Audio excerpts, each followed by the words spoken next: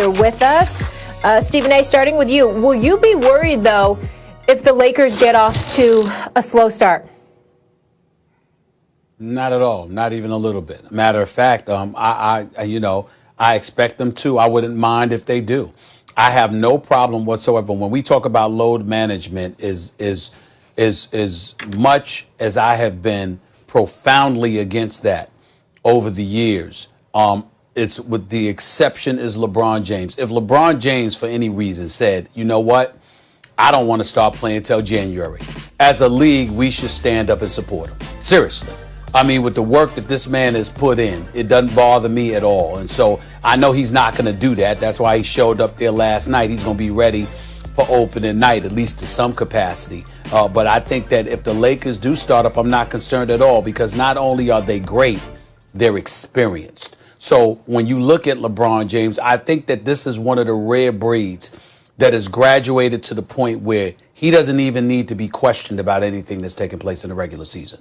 Everything about him should be measured by postseason play.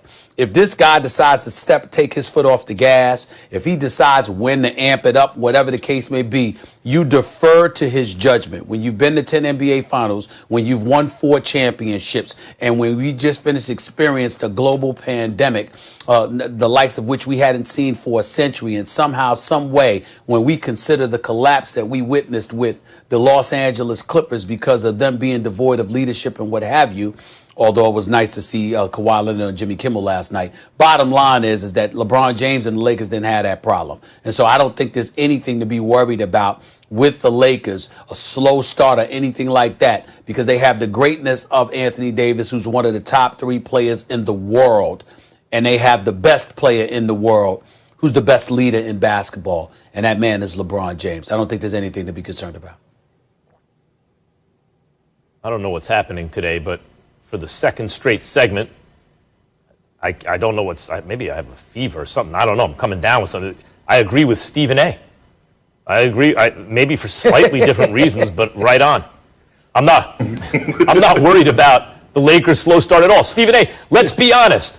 The LeBron James teams of the past have often started slow, right? Miami had a slow start at one year. Cleveland had some slow starts, because LeBron's figuring out, how do I get this group to the promised land? And in the meantime, he's 100 years old. He has more miles than anyone on his legs, and he has to pace himself. Now, last year, Anthony Davis came on First Take and told us he challenged LeBron to set the tone on defense. And I think AD was probably right last year, like with a new group of guys and this superstar combination. It's important for your best player to set that tone. And for a lot of the season, LeBron did play better regular season defense than he had in years. But given his age and his mileage, it's, I think, not responsible even to expect him to play defense, for example, all regular season. And sometimes the other guys on the team, even if AD's setting that example, slack off a little bit too when their leader doesn't do it, although Montrezl Harrell plays some defense, some other guys will too. The point is, LeBron knows how to pace himself and knows his body. How do I get to be in the playoffs where when I need to put the pedal to the metal, I still got something in the tank? He's usually done that in the past. This past season, he basically kept the pedal to the metal all year.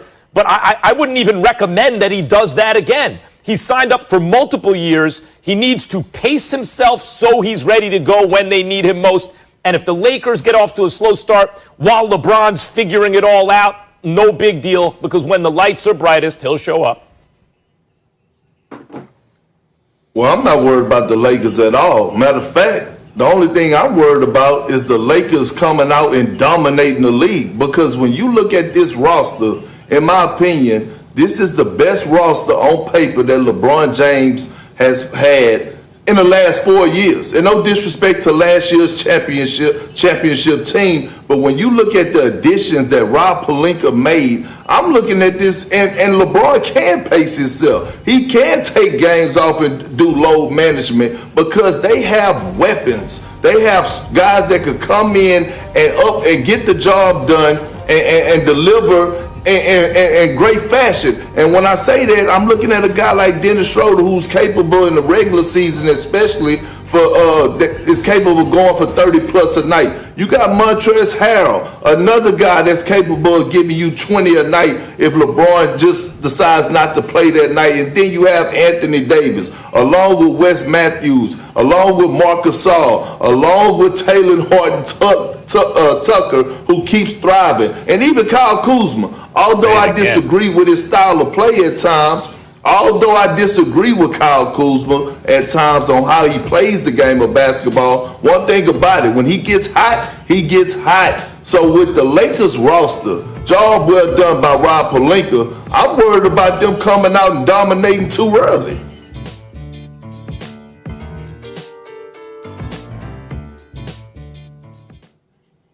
Oh, I'm sorry, Max. You did.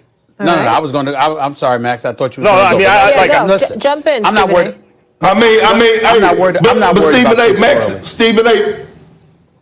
Stephen A. and Max, that's how it be. Sometimes y'all get quiet when Big Perk come on here speaking the gospel. Y'all get caught up in what I be saying and loving how I'm delivering this good gospel. And sometimes you just got to fall back and listen. Yeah, that's what it is. First of all, you know better. First of all, you know better. Secondly, respect your elders. Thirdly, and more importantly, that is factually incorrect, Kendrick Perkins. I mean, the fact of the matter is you do drop a lot of science, and I love you to death. But there are some things that you say sometimes I'll be wondering about you, bro. I'll be wondering about you sometimes. Yeah, not most, not all, but sometimes, yes. I feel sorry for your loss. I feel sorry for your loss because you're not being open-minded. When I tell you certain things, I'm just trying to teach you. I was just under the impression you wanted to debate us on this, that you thought that you would be worried if they got off to a slow start. But since we all agree, next topic. All right, Perk, leave it, folks, at a loss for words. Don't worry, I got plenty more topics to come your way. Still to come, guys. It doesn't look like the Heat are getting their respect, maybe because Giannis just signed that big contract for making the finals in the bubble. We'll discuss whether or not they deserve it. That's next, right here on First Take.